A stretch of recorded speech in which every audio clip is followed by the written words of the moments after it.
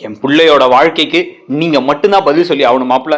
கடைசியா கேட்குற மாப்பிள்ள, இதை நீங்க பண்ண முடியுமா முடியாதா அப்படின்னு சரவணனை ஒரு இக்கட்டான சூழ்நிலையில நிறுத்தி அவரும் இப்போ வேற வழி இல்லாமல் ஒரு விஷயம் ஒன்று பண்றதுக்கான அதிரடியான ஒரு ப்ரெடிக்ஷன் தான் அது. ஸோ இப்போ வந்து பார்த்தீங்க அப்படின்னா வந்து தங்கமயில் வீட்டுக்கு எல்லா ஜாமானையும் பேக் பண்ணி அனுப்புகிறோம் அப்படின்னு முடிவு பண்ணி எல்லாத்தையும் டப்பாவில் ஏற்றுறாங்க. ஏற்றும் பொழுது வந்து திடீர்னு ஓடி போய் செருப்பெல்லாம் எடுத்து வந்து சரவணன் தூக்கி போட, என்னடா அது அப்படின்னா வந்து அவள் செருப்புக்கு ஒரு காரணத்தை சொல்லி கூட வருவா. அவங்க அவள் ஏதாச்சும் ஒன்று பண்ணி இந்த பக்கம் வரலான்னு தான் பார்ப்பா. நேற்றுல இருந்தே வந்து எனக்கு ஒரே நிம்மதியாக இப்போ தான் இருக்க ஆரம்பிக்கிறேன். அவள் வேணாம்ப்பா நம்ம வீட்டுக்கு, நம்ம வாழ்க்கைக்கு, என் வாழ்க்கைக்கு அவள் வேணவே வேணாம்ப்பா அப்படின்னு சரவணன் சொல்ல, சரவணனோட வாழ்க்கை இப்படி ஆயிடுச்சேன்னு நினச்சி இப்போ வந்து என்ன பண்ணுறதுன்னு யோசிச்சுட்டு இருக்காங்க. ஸோ இப்போ இது கடையில் தான் வந்து பார்த்தீங்க அப்படின்னா வந்து தங்கமயில் குடும்பத்துக்கு எதிர்பார்க்காத இன்னொரு ஷாக் ஒன்றும் கிடைக்க போகுது. அந்த ஷாக் வந்து பார்த்தீங்கன்னா மாணிக்கம் கடைக்கு போயிருக்க. கடைக்கு போகும்பொழுது அங்கே ஒரு புரோக்கர் வர்றார். அவர் வந்துட்டு, ஏன்பா மாணிக்கம், என்னப்பா இப்படி பொய்யெல்லாம் சொல்லி கல்யாணம் பண்ணி வச்சிருக்கீங்க, எல்லாம் எவ்வளோ பெரிய தப்புப்பா அப்படின்னு வந்து கேட்க, இதெல்லாம் எப்படி உங்களுக்கு தெரியும் அப்படின்னா, ஊரெல்லாம் உங்கள் பேச்சு தான்ப்பா ஓடிக்கிட்டு இருக்கு. ஏன்பா அந்த பாண்டியன் ஸ்டோர்ஸ் குடும்பம் நல்ல குடும்பம்ப்பா, அவங்கள போய் ஏமாற்றி கல்யாணம் பண்ண வச்சு அவங்க மேலே கேஸ் வேற போட்டிருக்கேப்பா. ஏதோ ஒன்று அந்த குடும்பம் பாரு, இப்போவே இன்னைக்கு வந்து அந்த பாண்டியன் என்ன சொல்லிட்டாரு, சொல்லி வந்து உடனடியாக ஒரு நல்ல பொண்ணா பாருங்க சரவணனுக்குன்னு சொல்லிட்டாங்க. நான் தான் பொண்ணை தான் பார்த்துக்கிட்டு இருக்கேன், என்னதான் நீ பண்ணது தப்புப்பா, அந்த குடும்பமே செதஞ்சு போச்சு, திருப்பி ஒரு கல்யாணம் தான் சரி பண்ண முடியும்னு பார்க்குறாங்க அப்படின்னு வந்து சொல்ல, இப்போதான் இவங்களுக்கு ஒரு மிகப்பெரிய ஷாக் ஆகுது. என்னடா சொல்றீங்க அப்படின்னு சொல்லிட்டு ஷாக் ஆகி மாணிக்கம் குடுன்னு ஓடி திருப்பி வீட்டுக்கு வர்றாரு. வீட்டுக்கு வந்து பார்த்தா வீட்டு வாசலில் வண்டி நிற்குது. வண்டியிலேருந்து ஜாமான்லாம் வந்து கொண்டு உள்ளே வச்சுக்கிட்டு இருக்காங்க. உள்ளே வைக்கும் பொழுது, என்னது அவங்க கொடுத்தாங்கன்னா நீங்கள் வாங்கிட்டு வந்தீங்களா, இந்த ஜாமானெல்லாம் முதல்ல அனுப்பிவிடுங்க, திருப்பி அனுப்பிவிடுங்க, என் பொண்ணு வீடு அதுதான் அப்படின்னு இந்த பக்கம் பாக்கியம் பேசிகிட்டு இருக்கும் பொழுதே வந்து ஜாமான்லாம் இங்கே தான் இருக்கும் அப்படின்னு வந்து சொல்ல, இந்த சமயத்தில் தான் தங்கமயில் அதிரடியான ஒரு சம்பவம் ஒன்று பண்ண போகிறாங்க. ஸோ இப்போ வந்து இது செருப்பை கூட தூக்கிட்டு வந்து போட, செருப்பை கூட கொண்டு போட்டாங்கம்மா, எல்லாமே போட்டாங்கம்மா. ஒரு சின்னதாக என்னோட பொருள் அங்கே இருக்க எதுவுமே இல்லை, என்னை ஒரே நாளில் தூக்கி எறிஞ்சிட்டாங்கம்மா, எல்லாம் ஒன்னாலதாம்மா அப்படின்னு இந்த பக்கம் வந்து தேம்பி அழுந்துட்டு இருக்காங்க தங்கமயில். எல்லாம் என்னாலயா, எல்லாம் ஒன்னாலன்னு சொல்லு, நான் அமைச்சு கொடுத்த வாழ்க்கையை உன்னால் வாழ முடியல அப்படின்னு வந்து இவங்க பேசிக்கிட்டு இருக்கும் பொழுதுதான் இப்போ ஒரு பெரிய குண்டை தூக்கி போடுறாரு மாணிக்கம். பாக்கியம் வர வழியில புரோக்கரா பார்த்தேன் அப்படின்னா, அந்த ஆள் இதுக்கே நீ பார்த்த அப்படின்னா, இல்லை அவர் ஒன்று சொன்னாரு. என்ன சொன்னாரு, அந்த சரவணர் இருக்கார்ல, ஆமா மாப்பிள்ளைக்கு என்ன அப்படின்னா, அது மாப்பிள்ளைக்கு அவர் வந்து இப்ப பொண்ணு பார்க்குறாங்களாம் அப்படின்னு டக்குன்னு எல்லாரும் ஷாக் ஆகிறாங்க. சுடர்ல இருந்து அத்தனை பேரும் ஐயோ ஐயோ ஐயோ அப்படின்னு ஷாக் ஆகி முடிச்ச உடனே தான் டக்குன்னு வந்து பார்த்தீங்கன்னா இப்போ முகத்தில் கொண்டு வந்து காமிச்சா தங்கமயில் அப்படியே கண்ணெல்லாம் தண்ணியோட அப்படியே பார்த்துட்டே இருக்காங்க. மாப்பிள்ளை பொண்ணு பார்க்குறாங்களா அப்படின்னா, ஆமா பொண்ணு வேணும், கல்யாணம் ஆயிருந்தாலும் பரவாயில்ல, இல்லை வந்து கல்யாணம் ஆகாத பொண்ணாலும் பரவாயில்ல, வேற எந்த எதிர்பார்ப்பும் பெருசா இல்லை, நல்ல குடும்பமா நல்ல பொண்ணா மட்டும் வேணும்னு சொல்லி பார்க்குறாங்களாம் அப்படின்னு. இதெல்லாம் என்ன ஆண்டவனுக்கே அடுக்குமா, டிவோர்ஸுக்கு இப்போ நோட்டீஸ் அனுப்பிக்கிறானுங்க, அதே இதுக்கப்புறம் எதுவும் பண்ண மாட்டாங்கன்னு பார்த்துக்கிட்டு இருந்தா கேஸ் இருக்கும் போதே அவங்க எப்படி பொண்ணு பார்ப்பாங்க அப்படின்னா, இப்போவே எல்லாத்தையும் பொண்ணு பார்த்து ஃபிக்ஸ் பண்ணிக்கிறாங்களாம். ஃபிக்ஸ் பண்ணிட்டு கேஸ் முடிஞ்ச அப்புறமா கல்யாணம் பண்ணி வச்சுக்கிறாங்களாம்.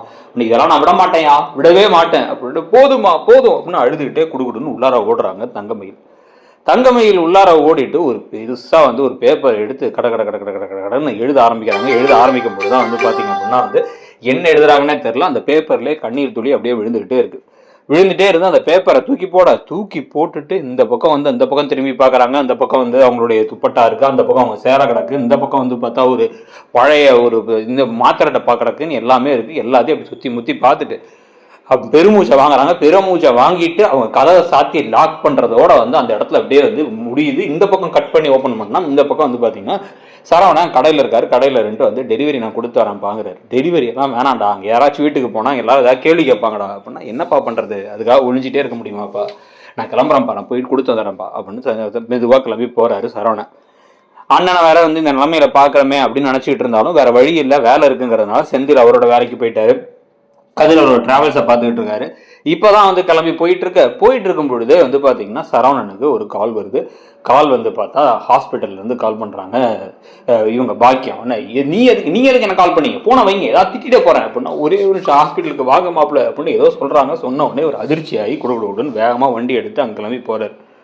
அங்கே போய் பார்த்தா உள்ளே போனோன்னே பாருங்க மாப்பிள்ள பாருங்க அப்படின்றாங்க. என்னன்னு கேட்டால் ஹாஸ்பிட்டலில் இந்த டாக்டர் வெளில வராங்க. டாக்டர் வெளில வந்து, இல்லை இந்த தங்கமயிலுங்கிறவங்க நீங்கள் அவங்க ஹஸ்பண்டா, அவங்க இப்போ தான் வந்து பார்த்தீங்கன்னா வந்து தப்பான ஒரு முடிவு எடுத்து இப்போ அட்மிட் ஆகிருக்காங்க, அவங்கள இப்போ தான் வந்து நாங்கள் செக் பண்ணிக்கிட்டு இருக்கோம் அப்படின்னு வந்து சொன்ன உடனே வந்து என்ன சொல்கிறீங்க அப்படிங்கும் போதே வந்து லெட்டர் எடுத்து நீட்டுறாங்க. இவங்க லெட்டரில் பார்த்தா வந்து பொய் சொல்லி தான் கல்யாணம் பண்ணாங்க.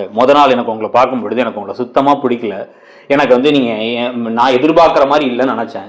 ஆனால் அதுக்கப்புறமா எங்கள் வீட்டில் எல்லாம் பார்த்து ஓகே சொல்லி அதுவும் வந்து பொய்யெல்லாம் சொல்லும் பொழுது வேணான்னு சொன்னாலுமே அந்த கல்யாணத்தை பண்ணி வச்சாங்க. ஆனால் அதுக்கப்புறம் உங்களுடைய குணம் உங்கள் கூட இருக்கும் போது நான் உங்களை உண்மையிலே வந்து அவ்வளோ காதலிச்சேன். எனக்கு நீங்கள் தான், நான் உங்களுக்கு தான் அப்படின்னு இருந்துச்சு. உங்கள்கிட்ட உண்மையை சொல்லலான்னு பார்த்தா எனக்கு பயம் தடுத்துருச்சு. உண்மையை வந்து பொய் சொல்லி அனுப்பி விட்டாங்க. இந்த வாழ்க்கையை தக்கமைச்சுக்கிட்டணும். அந்த சமயத்தில் ஏதாவது பிரச்சனை நடந்துச்சுன்னா நான் வீட்டை விட்டு துரத்திடுவீங்களோங்கிற பயத்தில் இதெல்லாம் பண்ணேன். ஆனால் வந்து என்னால் வந்து ஒவ்வொரு நாளும் உங்கள் மேலே இருக்க அன்பு பாசத்தை மாற்ற முடியாது. அத்தனை பேர் மேலேயும் நான் அந்த வீட்டில் பாசமாக தான் இருந்திருக்கேன், அன்பாக தான் இருக்கேன். எனக்கு நான் உங்களை காதலிச்ச மாதிரி யாரையும் காதலிக்க முடியாது. உங்களுக்கு என்ன இப்போ டிவோர்ஸ் வேணும், யாரையோ தங்களை கல்யாணம் பண்ணிக்க போறீங்க தானே, கல்யாணம் பண்ணிக்கோங்க.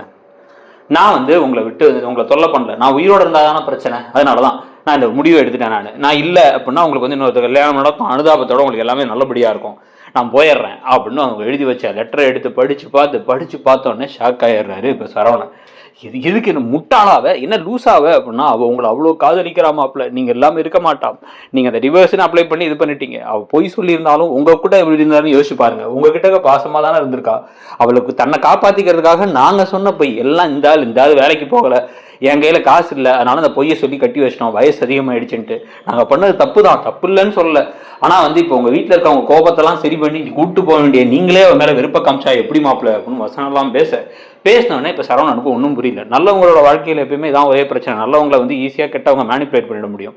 ஸோ அந்த மாதிரி வந்து இவங்க அப்படியே திருப்பி பேசி மண்டையை கழுவ பார்க்க அப்படியே யோசிச்சுட்டே இருக்காரு சரவணன். என்னடா அது அப்படின்னு யோசிச்சுட்டு இருக்கும் பொழுது ஒன்றும் வேணாம், அந்த டிவோர்ஸ் நோட்டீஸில் மட்டும் இப்போதைக்கு வந்து நீங்கள் அந்த ப்ரொசீட்லாம் பண்ணால் அது எதுவுமே அடுத்த கட்டத்துக்கு எடுத்து போகாதீங்க, எடுத்து போகாமல் மட்டும் விட்டுருங்க. நாங்கள் அதுக்கப்புறம் எதாக இருந்தாலும் பார்த்துக்கலாம் மாப்பிள்ள, கொஞ்ச நாள் பொறுங்க மாப்பிள்ள, என் பொண்ணு பாவம் மாப்பிள்ள, நல்லவ மாப்பிள்ள அப்படின்னு மாற்றி பேச இப்போ ஒன்றா வந்து அப்படியே தலையை பிடிச்சிட்டு உட்காந்துடுறாரு சரவணன். உட்காந்துருக்கும் பொழுது அப்படியே ஒருத்தர் பாய்க்காமல் இவங்களும் பார்த்துக்கிறாங்க. அவள் இப்போ கொஞ்சம் நாள் இப்போ சீக்கிரமாக தேறிடு வாங்குறாங்க.